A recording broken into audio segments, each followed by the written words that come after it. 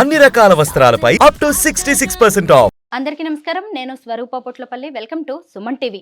గత నెల హైదరాబాద్ గచ్చిబౌలిలోని FCI కాలనీలోని ఒక భూ వివాదానికి సంబంధించి సంధ్య కన్స్ట్రక్షన్స్ అధినేత శ్రీధర్ పేరు తెర మీదికి వచ్చింది.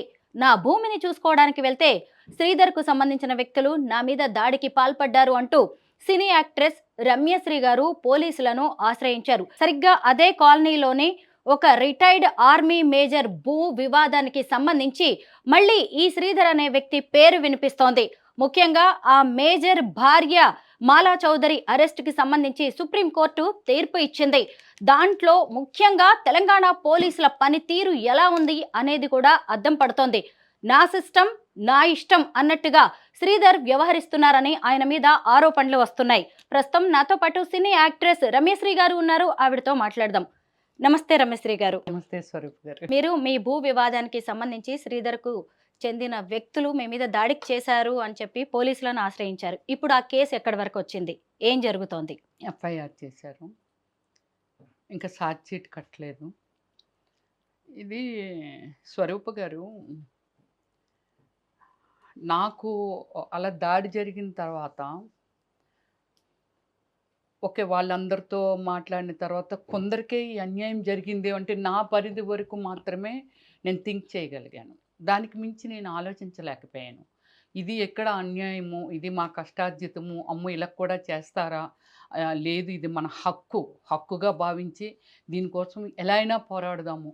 ఒక మనిషిని ఒక దురాశతోని గర్వంతోని ఎదుటి మనిషిల్ని ఇలాగా చంపటందుకు కూడా ఒక ఇలాంటి ఉన్న స్థాయిలో ఉన్న వాళ్ళు పబ్లిక్గా చేస్తారా అనే ఒక దీనితో ఎస్ ఇది మా హక్కు, చచ్చిపోయినా పర్వాలేదు, మా హక్కుల్ని మేము కాపాడుకోవాలి అనే దాని మీద మాత్రమే నేను ఫైట్ చేశాను.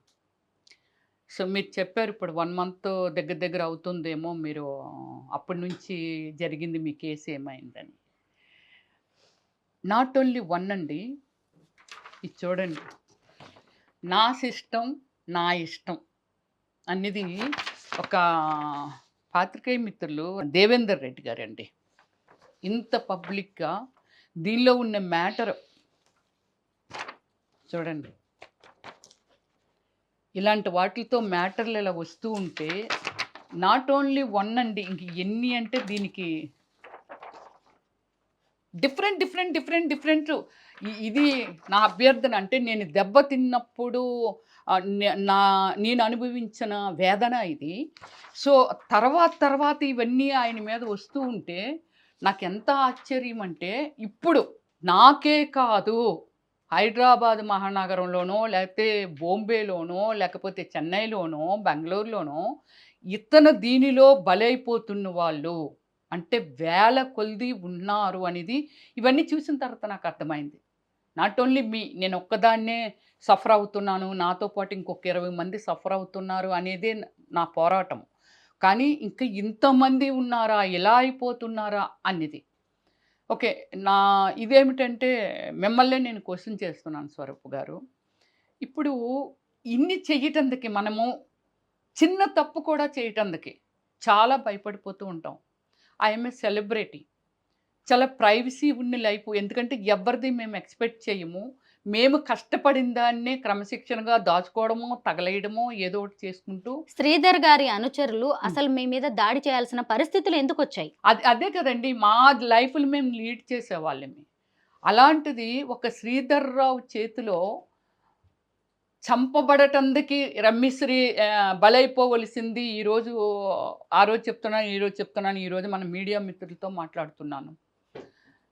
అంటే అతనికి ఒకటి ఏదైనా అనిపిస్తే ఫస్టే చూపించానుగా, నా సిస్టమ్ నా ఇష్టం. అంటే ఈ సమాజంలో చాలా వ్యవస్థలు నేను చెప్పితేనే నడుస్తున్నాయి, నేను చెప్పినట్టుగానే నడవాలి, నేను చెప్పిందే వేదము అనేది ఆయన ఒక శాసనం గుద్దేశాడు.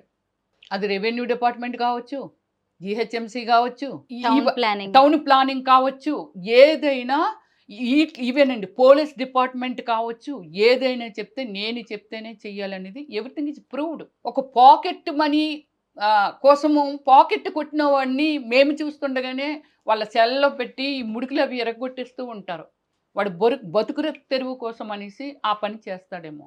కానీ ఇంత పెద్ద పెద్దవి నాకు 40,000 కోట్లున్నాయి, 50,000 కోట్లున్నాయి. నేను రేవంత్ రెడ్డి గారికి నేను సూట్ కేసులు పంపిస్తేనే రేవంత్ రెడ్డి గారు సీఎం అవ్వగలరు.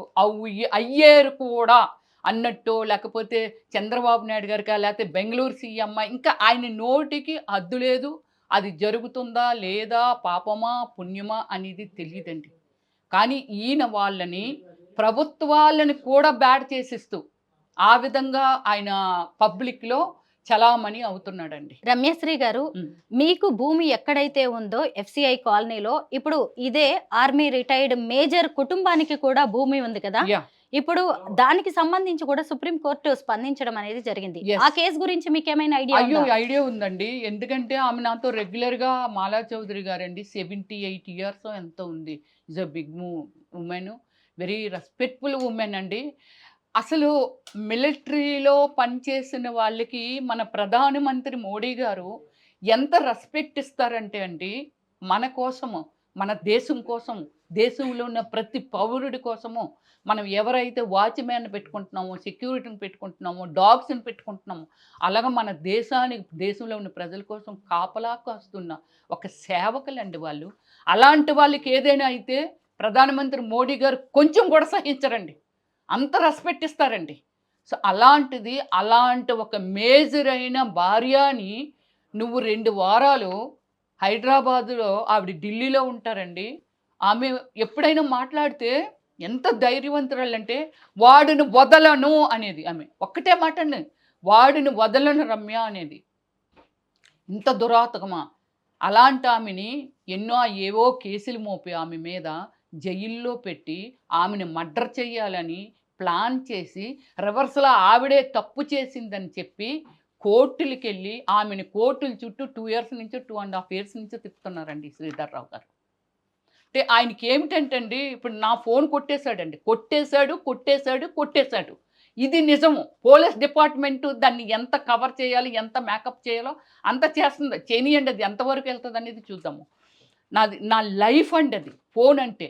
అలాంటిది ఈరోజు నా బ్యాంక్ అకౌంట్లు పనిచేయట్లేదండి. దాని నుంచి మరి నాకు ట్రాన్సాక్షన్ అది ఏం లేదు. నా ఫేస్‌బుక్ పనిచేయట్లేదండి. నా ఇన్‌స్టాగ్రామ్ పనిచేయట్లేదండి. నా ట్విట్టర్ పనిచేయట్లేదండి. అంటే ఒక 1 మంత్ ఒక ఫోన్ చేతిలో లేకున్నా ఒక మనిషి ఎలా ఉంటుందనేది కనీసం పోలీస్ శాఖ అతని తరపున కాకపోతే అందులో గాని ఏదైనా గాని జరిగితే, ఎందుకంటే అతనికి అవకాశం ఉంటే 1,00,000 రీజన్ చూస్తాడండి. అంటే వీళ్ళని ఎలా క్రిమినల్ దీన్ని వీళ్ళ కింద మోపాలి, వీళ్ళని ఎలా చంపాలి అనే కోణంలో అవకాశం ఎలాగ దొరుకుతాదా అని వెతికే మనిషి అండి ఆ మనిషి. మీరు మాలా చౌదరి గారితో ఈ మధ్య కాలంలో ఎప్పుడైనా మాట్లాడారా? శ్రీధర్ మాట్లాడాను. గురించి ఆమె ఏం చెప్పారు? జరిగినప్పుడు నన్ను అలా చేయాలని అనుకున్నప్పుడు యు బిలీవ్ ఫోన్ చేసి, "రమ్య గారు అక్కడ పోలీసులు ఉన్నారా? ఆ రమ్య గారు అక్కడ అందరూ ఉన్నారా లేదా? అయ్యో! నన్ను రమ్మంటున్నారు రమ్య గారు." ఏది బిఫోర్ డే ఇదంతా నన్ను రమ్మనేది ఆమె. "రండి రమ్య గారు అక్కడికి" అనేది. ఆ తర్వాత మేము హైడ్రా పిలిస్తే అందరం వెళ్ళాము. ఆమె కూడా ఇక్కడికొచ్చింది. హైడ్రా పలానా డే పలానా సర్వే ఇదంతా చేస్తుంది అని చెప్పి రోడ్లు అవిని. ఆమె కూడా వచ్చింది ఢిల్లీ నుంచి. ముందు రోజంతా మాట్లాడింది. కాల్ చేస్తే, "రమ్య గారు అక్కడికి అందరూ వస్తున్నారా పోలీస్ డిపార్ట్‌మెంట్ గాని?" అది ఏంటండి అంత భయము? అంటే ఆమె ఫేస్ చేసింది. నేను చెయ్యలేదు కాబట్టి ఆమె భయం ఒకటి కనిపించింది.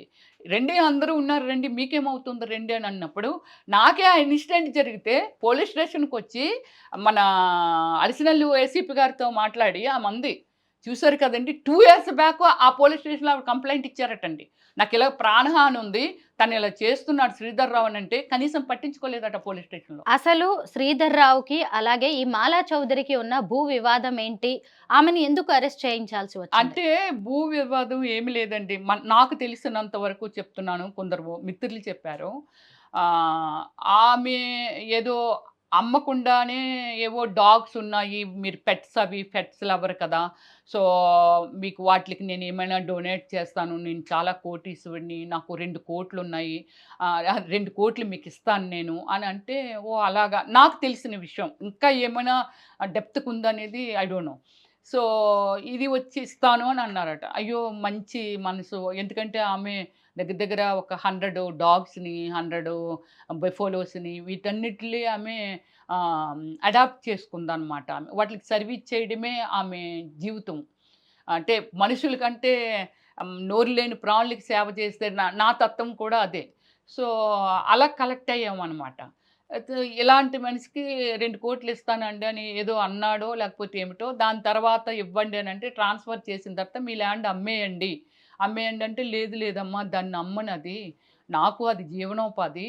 సో, మా హస్బెండ్ మెమరబుల్ అది. నేను అది అమ్మనమ్మా అది ఉంచుకుంటాను. అది ఇది అంటే అదేంటి అమ్మేస్తానంటేనే కదా నీకు డబ్బులు పంపించాను అది ఇది అని చెప్పి తర్వాత అది కేసు వేసి దాని తర్వాత వాళ్ళని వేరే వేరే విధంగా అంటే మనము చూడలేదు కాబట్టి అంత డీప్‌గా చెప్పలేం. ఎవరైనా మాట్లాడేది. ఢిల్లీకి కూడా గూండాలు పంపించారంట. ఆళ్ళని చంపించటానికి. ఇంటి నిండా డాగ్స్ అవి ఉండడం వల్ల, అవి గట్టిగా అరవడం వల్ల వాళ్ళు పారిపోయారనమాట.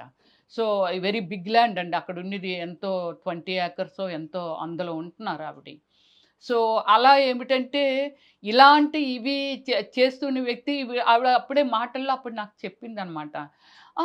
అలా ఉంటారా ఆయన అని అనుకున్నాను. అంటే నాకు ఈ ఇన్సిడెంట్ జరక్కముందు శ్రీధర్‌రావు అనే వ్యక్తి అలా కూడా ఉంటారా? అచ్చా! అలా చేస్తారా? అని అనుకుంది. తర్వాత నాకు జరిగాక యెస్ ఎవ్రీథింగ్ ఈజ్ ట్రూ అనేది మాత్రం అప్పుడు నాకు అర్థమైందనమాట.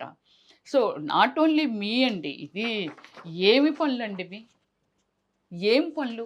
నాకు వేల కోట్లున్నాయి, లక్షల కోట్లున్నాయి. మీకింకొక నిజం చెప్పాలండి. ఎవరమైనా ఒక్కసారే చనిపోతాం. కోటీశ్వరులైనా, లేపోతే భిక్షగాడైనా ఎవ్వరైనా వన్ టైమే డెత్. దేశం మొత్తం మీద ఎంతమందైతే బీసీలున్నారో, నా యాక్టివిటీస్ గానీ, అంటే నాకు నా యాక్టివిటీస్ గానీ, నా క్యారెక్టర్‌ని గానీ చాలా లైక్ చేస్తారండి. నేను బీసీ జాతీయ కోర్ కమిటీ మెంబర్‌ని, స్టేట్ ప్రెసిడెంట్‌ని. ఎంతమందంటే, "అక్కా నువ్వు అను." అతను ఎంత రాజులే ఈరోజు భూస్థాపితం అయిపోయారు. రాజులు. దేశాన్ని పరిపాలించిన రాజులే భూస్థాపితం అయిపోయారు. చెప్పుకోవటానికి చాలామంది లేరు. కానీ ఇతను అంతకంటే గొప్పవాడేమి కాదు. దేవుడు అదే చెప్తాడక్క. ఊరికి 10 మంది బయలుదేరుతాం అక్క దేశం మొత్తం మీద. ఆయన ఇల్లు ఎక్కడుంటదో చెప్పు. ఎన్ని రోజులు ఆ ఇంటిలో దాక్కుంటాడో చూద్దాం. ఒక మనిషిని మనిషి చంపటానికి నిన్ను స్కెచ్ చేశాడే, అతను చంపాలంటే పావుగంట పట్టదు. అంతే కదండీ! అంటే జనం ఉద్రేకము అంతుంది స్వరూప గారు. ఇది అన్యాయం. ఇప్పుడు ఇది నేనొక్కదాన్నే చూపిస్తే జనానికి తెలుస్తుందా? ఇది మొత్తం దేశం మొత్తం మీద, ప్రపంచం మొత్తం మీద ఈరోజు సోషల్ మీడియా గానీ అదే జీవితాలకి ఈరోజు కీలకమైన పరిస్థితి. జనానికి దేశం మొత్తం మీద, ప్రపంచం మొత్తం మీద తెలియవంటారు ఇవి. తెలుస్తుంది గదా! కానీ ఇంకోటండి ఎంతోమంది నా ఫ్రెండ్స్ చెప్తూ ఉంటారు. తెలంగాణ రాష్ట్రము చాలా వరకు రెవెన్యూలో ప్రాబ్లము అంటే డల్ అయిపోవటానికి కారణము ఇలాంటి దోపిడీదారులు ఎక్కువైపోయి. ఇప్పుడు మనం మాట్లాడుకుంటున్నాంగా. ఎంత దూరం వెళ్తుంది ఇది? చాలా అయ్య బాబోయ్! అమ్మో! అక్కడ అమ్మో! శ్రీధర్‌రావు లాంటోళ్ళు ఇంకా ఎంతమంది ఉన్నారో. అయ్య బాబోయ్! అయితే కొనకూడదు. మార్కెట్ డల్ అయిపోదండి. పడిపోదా మార్కెట్టు? ఒక రెవెన్యూలో ఎంత ఇన్‌కమ్ ఉంటదండి? అసలు ఒకటి స్వరూప గారు, ఏవైతే ఈ వ్యవస్థలున్నాయో రెవెన్యూ గానీ, లేకపోతే మన ఏమిటి జీహెచ్ఎంసీ గానీ, లేకపోతే టౌన్ ప్లానింగ్ గానీ, ఇవన్నీ ప్రతి మనిషి సెంట్రల్ జీఎస్టీ, స్టేట్ జీఎస్టీ, ట్యాక్సులు మనం ప్రతి పౌరుడికి వాళ్ళు ఎందుకు రెస్పాన్సిబిలిటీ, ఎందుకు సర్వీస్ ఇవ్వాలి అనంటే, మనం కడుతున్న డబ్బులతో వాళ్ళు శాలరీస్ తీసుకుంటున్నారండి. అది ప్రైమ్ మినిస్టర్ అవని, సీఎం అవని, మంత్రి అవని, ఎమ్మెల్యే అవని, ఎవరైనా శాలరీ తీసుకున్న ఐపీఎస్ అవని, ఐఏఎస్ అవని, గుమస్తాలు అవని ఎవరైనా సరే ప్రజల డబ్బులతోనే వాళ్ళు శాలరీస్ తీసుకుంటున్నారు కదా! కానీ ప్రజలకి సర్వీస్ ఇవ్వటందుకేగా వాళ్ళు ఉద్యోగాలు చేస్తున్నారు.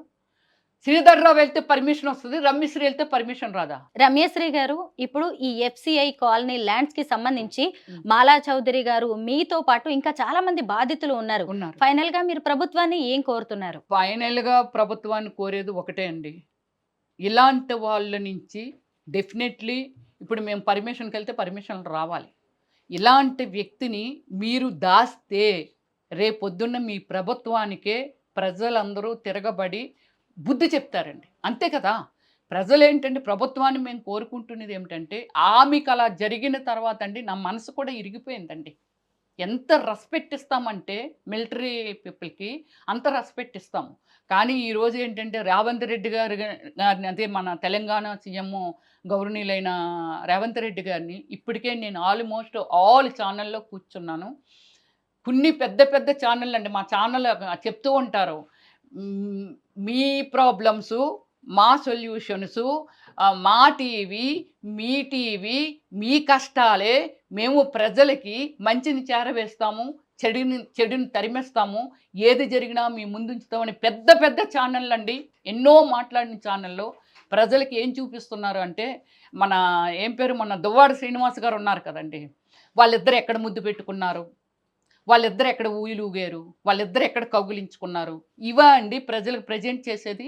ఇలాంటివి కష్టాలు కదండీ! పెద్ద పెద్ద ఛానళ్ళు కొన్ని ముందుకు రాలేదండి. నేను తర్వాత మళ్ళీ పేర్లు చెప్తాను ఏ ఛానల్ రాలేదు అనేది. ఎందుకు రాలేదు? చెడు అనేది మీరు ప్రజలకి చేరవేయాలి కదా! వాళ్ళు జాగ్రత్త పడాలి కదా! ఇలా జరుగుతుంది సమాజంలో అమ్మ మనం కొంచెం జాగ్రత్తగా ఉండాలి. లేకపోతే ఇలాంటి మనుషులతో జాగ్రత్తగా ఉండాలి. ఇలాంటి వాళ్ళ దగ్గరికి వెళ్ళకూడదు. వాళ్ళ పిల్లలైతే వాళ్ళ పిల్లలకి భయభక్తులు చెప్పి ఒక మంచి ఏమిటి చెడు ఏమిటి అని చిన్నప్పటి నుంచి నేర్పుతారే. మరి అలాంటప్పుడు ఇంత చెడు జరుగుతున్నప్పుడు ప్రజలకు ప్రజెంటేషన్ ఇవ్వక్కర్లేదా? కొన్ని ఛానల్ రాలేదండి ముందుకి. మీలాంటి ఛానళ్ళు మొత్తం సోషల్ మీడియా ఇంతవరకు టచ్ అయిన లేరండి. అందరూ టచ్ చేశారు. కొన్ని ఛానల్ రాలేదండి. కొన్ని ఛానళ్ళు వచ్చాయి. ఇది కూడా చెప్పాలండి. నేను చేతులెత్తి దండం పెట్టి నేను అడుగుతున్నానండి తెలంగాణ సీఎం గారు రేవంత్ రెడ్డి గారిని. దయచేసి దీని గురించి మీరు కలగజేసుకుంటే అందులో నలిగిపోతున్న వాళ్ళు మీకు చెప్పాను ఇందాక స్వరూప గారు కూడా అడిగారండి. ఒక మిలిటరీ మేజర్ వైఫ్ అండి ఆమె. ఒక 2 వీక్స్ జైల్లో దగ్గర దగ్గర 80 ఏళ్ళు వృద్ధురాలు పడుకుంది అనంటే ఒక్కసారి మన దేశము లేకపోతే మన రాష్ట్రం ఎటు పోతుందనేది ఆలోచించండి. అలాంటి ఆలోచనలకి మీరు 100% అండి ఒక 5 కోట్ల పైనున్న జనాభాకి బాధ్యత తీసుకున్న మీరు ఖచ్చితంగా మీరు వెరీ షార్ప్ ఆలోచిస్తారు రేవంత్ రెడ్డి గారు. మీరు ఖచ్చితంగా ఒక డిసిషన్ గాని తీసుకుంటే దీనికి ఒక సొల్యూషన్ కనబడుతుంది. మాకు ఒక బ్రతుకు వస్తుందండి. మేమంత గొప్పవాళ్ళమేమీ కాదు. అలా అని ఇంకా కిందనున్నోళ్ళు కిందకు తొక్కేయాలని మాత్రం ప్రయత్నం చేయకండి. ప్రతి ఒక్కరు మీ కష్టపడి క్రమశిక్షణతో సంపాదించుకునేది అది వదిలే ప్రసక్తే లేదు. ఏదైతే హైడ్రా ఇన్వాల్వ్ అయిందో, హైడ్రా ప్రూవ్ చేసిందో, హైడ్రా లెక్కల్లో ఏమిటంటే మొత్తం రోడ్లు కలిసిపోయి మొత్తం చివరిదాకా రోడ్లు ఇస్తే మీ బిట్లు దాన్ని కంటిన్యూ చేసేలాగా దాని మీద కూడా కేసులు పెట్టి అది పెడితే కోర్టుకి కూడా కనిపిస్తుంది కదండి. ఇది తప్పు ఇది రైటు అనేది మన జడ్జిలకు కూడా కనబడుతుంది. మీరు దయచేసి ఆదేశాలు పెట్టి దాన్ని ఫినిష్ చేయమని ఏదైతే ఎఫ్సియు లేఅవుట్లో హైడ్రా ఒక మంచి ప్రయత్నం చేసిందో ఆ హైడ్రాని మీరు ఇంకా కోఆపరేట్ చేస్తూ దయచేసి మాలాంటి ఒక మిడిల్ క్లాస్ వాళ్ళకి కష్టపడిన వాళ్ళకి దయచేసి ఆ సైట్లు మాకు దక్కేలాగా చెయ్యండి అని ప్రార్థిస్తున్నాను రేవంత్ రెడ్డి గారు. మీ ఆవేదనను ప్రభుత్వం అర్థం చేసుకుంటుందని ఈ భూ అక్రమార్కులను కట్టడి చేస్తుందని ఆశిద్దాం. Thank you so much Rameshri గారు. Thank you.